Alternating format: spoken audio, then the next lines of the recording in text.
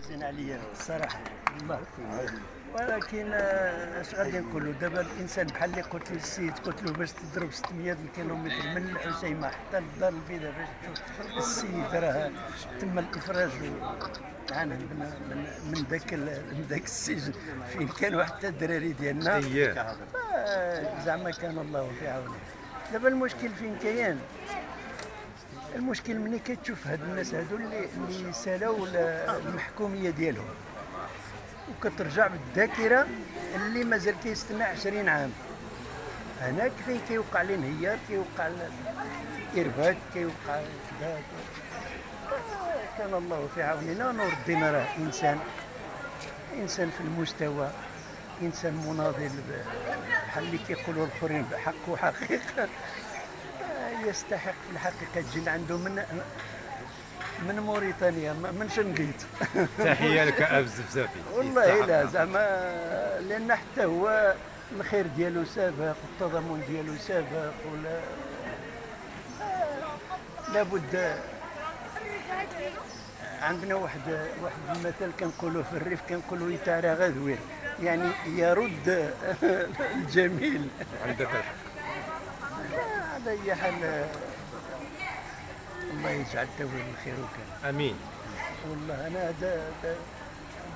كاينه واحد القضيه مثلا دوك الافواج لمن تم الافراج عليهم في الريف، فكل مره كيوقع العفو ولا شي وحده ولا كيساليو المحكوميه ديالهم.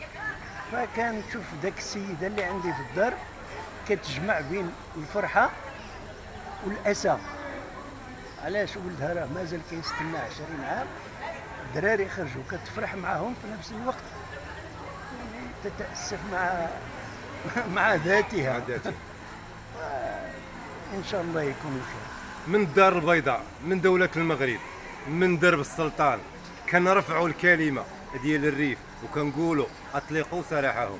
نحن نتضامن معكم، تضامنا معكم من الدار البيضاء ومشينا للريف وتضامنا، ولا زلنا متضامنين، ولا زلنا نطالب باطلاق سراح سجناء الريف كاملين، لانهم عرفناهم بانهم مظلومين، والقضيه ديالهم بكل صراحه كان فيها العديد من. لا خصك تعرف واحد القضيه، راه حنا الجميل ديال الناس الدار البيضاء بالنسبه للناس لينا حنا كعائلات المعتقلين الريف ولا المعتقلين انفسهم ولا كذا، راه من الصعب جدا نردوا ذاك الجميل.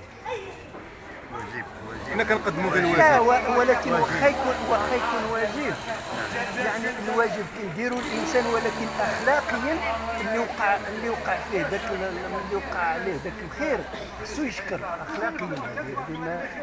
لا هذا الشيء زعما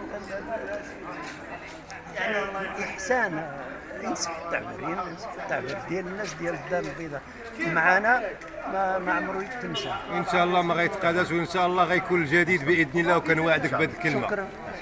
وكنشكرك على الكلمه اللي عطيتيني. شكرا لك.